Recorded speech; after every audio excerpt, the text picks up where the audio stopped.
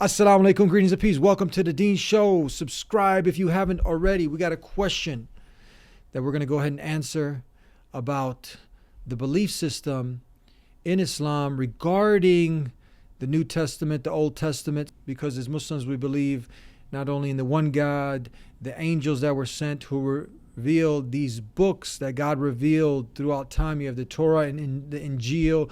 Are those in existence today? Do Muslims believe that the New Testament is actually the Injeel? Many people have many misconceptions about this, and we're going to go ahead and answer these misconceptions with a former Christian and the author of the Injeel and the Bible, John Fontain. Let's take it to him. Assalamu alaikum warahmatullah. How you doing, Brother Eddie? Yeah, thank you for the question. Thanks for joining me here in Uganda. Now, in regards to the question, what is the Islamic position in terms of the Bible? Now, first of all, we know that the Quran is the final revelation sent from Allah. And within the Quran, Allah tells us that He actually revealed books previously to the Quran, to different nations. Now, in the Hadith, the Prophet peace be upon him told us that there were over 124,000 prophets sent to humanity throughout time. And 315 of them were actually messengers. Now, a messenger is a prophet who receives a new revelation, a new law. Now, amongst these messengers, many of them are actually mentioned in the Quran, 25 of them by name. And Allah also tells us about five of the books. Five of the books are actually mentioned by name in the Quran. The first one being the Suhuf of Ibrahim, the Torah given to Moses, the Zabur given to David, peace be upon him, the Injeel given to Jesus, and finally the Quran, which was sent to the Prophet Muhammad sallallahu alaihi wasallam. So it's very clear in the Quran that Allah sent messages to different messengers throughout time. Now, these messages were the direct revelation sent from Allah given to the messengers. Okay, these were not authored by the messengers, they were not authored by the companions of the messengers, and neither were they authored by scholars. These were direct books, direct revelations, which were sent and given to the prophets. And they were the Kitab Allah, the book sent from Allah, the Kalam Allah, the word, the speech of Allah sent and given to the prophets. Now, when we look at the modern day Bible, the modern day Bible is actually a collection of books which are authored by people. You know, the Jews and the Christians, they tell us that they claim that the first five books of the Bible are authored by Musa, okay? That they claim that the Psalms is authored by many different people. Some of them authored by, they claim, Dawood, some of them authored by Korah and Asaph. And the New Testament, they claim, is a collection of writings authored after Jesus was raised to Allah. You know, after Jesus was raised from the earth, you know, these books were authored by people such as Matthew, Mark, Luke and John and Paul, speaking about Jesus. Does that make sense? So there's a clear difference between the Islamic perspective of the books which were sent down, which were the Torah, the Zabur and Injeel, and the Christian perspective of the modern day Bible, which is a collection of seerah, it's a collection of biographies written by human beings about the prophets.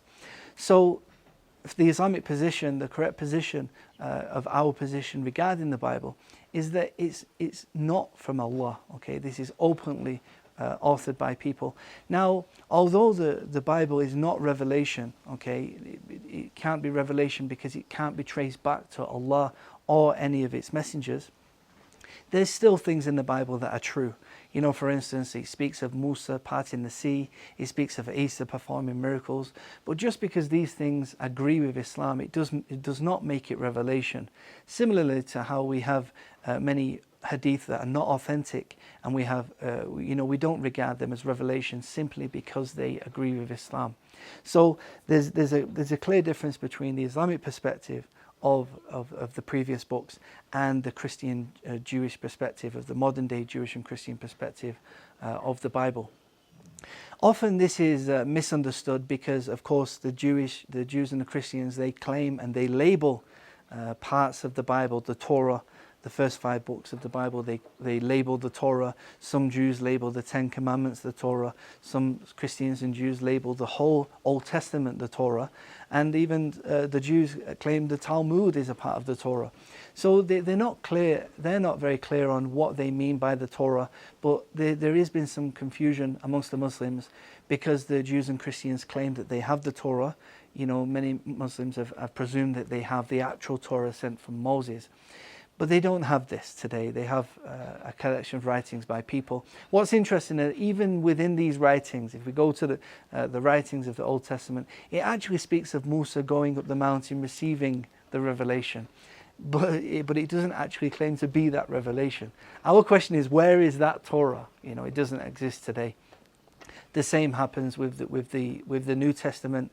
You know, the confusion has come around because the Arab Christians, they say that they believe in the Injeel. So many Muslims take them on face value, thinking that they actually believe in an Injeel sent from Allah, when in reality, what they mean by Injeel is the New Testament Gospels and the writings of Paul, you know, the New Testament, the books of the New Testament. So because they label the New Testament the Injeel, this has given some confusion as to what the Christians actually believe in. But currently, on the earth today, there's no Christian who believes in an Injeel that was sent from Allah, given to Isa as a book. These people no longer exist. There were some Christians around at the time of the Prophet Muhammad sallallahu alaihi wasallam, such as Salman al-Farsi, you know, such as Waraka bin Nawfal. They were Christians. They were true followers of Jesus, okay? And they did believe in an actual Injeel. And alhamdulillah, these people actually embraced Islam. Similarly, we have the likes of Abdullah bin Salam, who was one of the chief rabbis in Medina. Also, he believed in a Torah, and he was actually waiting for a prophet to come in Medina. And of course, he embraced Islam. So there's a lot of confusion amongst Muslims and Christians, but the matter is very clear and simple. You know, the Islamic perspective is books that were sent down, and the Christian perspective is books which are authored by people.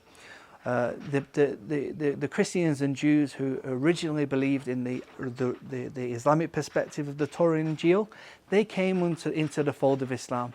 If we look at the whole of Arabia, the Middle East, you know, all these Christians who you know, actually many of them embraced Islam and come under the fold of Islam. Alhamdulillah. So I hope that was of some benefit. We must be very careful when we're speaking about these subjects, because it is a part of our belief.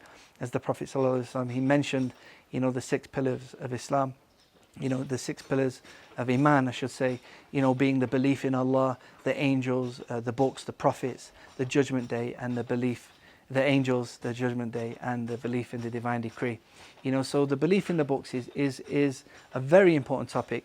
We must understand exactly what we believe and also what we don't believe. And we must be very careful not to conflate the two. You know, this is often a topic that is misunderstood. So, Brother Eddie, I hope that was of some benefit, and I'd like to go back to you at the studio, and I hope to see you soon. Assalamu alaikum wa rahmatullah.